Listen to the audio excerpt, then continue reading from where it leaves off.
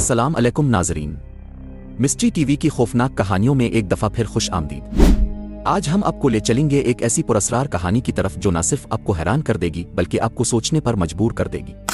शुमाली Canada के एक दूर दराज इलाके में एक छोटी सी बस्ती थी जो एक रात के अंधेरे में अचानक गायब हो गई बगैर किसी निशान के। ये था एंजिकोनी लीक, जहाँ एक कदीम एस्किमो कबीला आबाद था। 100 से 150 लोग यहाँ रहते थे जो अपना गुजर बिसर झील के किनारे से मछलियाँ पकड़ कर करते थे। इस इलाके का मौसम बहुत ही सख्त था और यहाँ दूर दूर तक इंसानी आबादी का कोई पता नहीं था। बस्ती के लोग दिन भर अपने कामों में मसरूफ रहते और रात को अपने खैमों में वापस आ जाते। 1930 का एक सर्द दिन था। जोसेफ लीबेल नाम का एक शिकारी अपने शिकार की तलाश में इस बस्ती के करीब आ गया। इसका इरादा था कि रात यहीं गुजारेगा, जैसे वो पहले भी यहाँ कर चुका था। मगर इस दफा जब वो करीब आया तो सब कुछ खामोशी में डूबा हुआ था। बस्ती की तरफ चलने लगा तो दूर से खैमे नजर आए, लेकिन कोई जिंदा शख्स दिखाई नहीं दिया। जोसेफ को अंदाजा हो गया कि कुछ तो गलत है। जब वो बस्ती में दाखिल हुआ तो ये देखकर डर गया कि वहाँ कोई भी नहीं था, न कोई इंसान न जानवर, बस खामोशी थी। कुछ खैमों के ऊपर से धुआं उठता हुआ दिखाई दे रहा था, जैसे अंदर कोई मौजूद हो। लेकिन जब जोसेफ ने खैमे के अंदर झांका तो वहाँ भी कोई नहीं था। सारे खैमे खाली थे और हर तरफ सन्नाटा था। जोसेफ ने देखा कि कुछ घरों में खाने के बर्तन चूल्हे पर रखे हुए थे, लेकिन खाना जल चुका था। ये जाहिर करता था कि किसी ने खाना पकाने के लिए रखा तो था, लेकिन वो खा नहीं सके। हता के बस्ती की औरतें जो कपड़े सिलाई करती थीं, उनके सिलाई के काम अधूरे पड़े थे। ऐसा लगता था कि बस्ती के लोग अचानक यहाँ से चले गए हैं, लेकिन सवाल यह था कि वो गए कहाँ। जोसेफ ने बस्ती के गिर्द हर चीज का जायजा लिया। इसने देखा कि कुत्ते जिन्हें कबीले वालों ने पाला हुआ था वो भी भूख से मर चुके थे। कुत्तों के गिले में बंधी हुई रस्सियां मौजूद थीं, लेकिन उन्हें खुलाने वाला कोई नहीं था। हता के कुत्ते के सामने खाना भी मौजूद था, लेकिन उन्हें कोई खुलाने वाला। एक जगह जोसेफ को एक कब्र दिखाई दी जो हाल ही में खोदी गई लगती थी। ये सब देखकर जोसेफ की परेशानी और खौफ में मजीद इजाफा हो गया। रात के वक्त अकेले ये मंजर देखकर वो बहुत ज्यादा घबरा गया। जोसेफ ने फौरन वहां से करीब तरीन टेलीग्राफ ऑफिस जाने का फैसला किया। इसने रॉयल कैनेडियन माउंटेड पुलिस को इत्तला दी और बस्ती की हालत के बारे में बताया।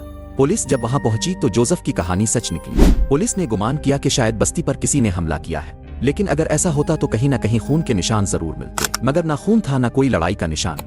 पुलिस ने फौरन एक सर्च ऑपरेशन का आगाज किया। इस दौरान पुलिस को एक अजीब बात का पता चला। सारी बस्ती बर्फ से ढकी हुई थी, लेकिन वहां किसी के पांव के निशान नहीं थे। सिर्फ जोसेफ के पांव के निशान थे जो बस्ती में आए थे।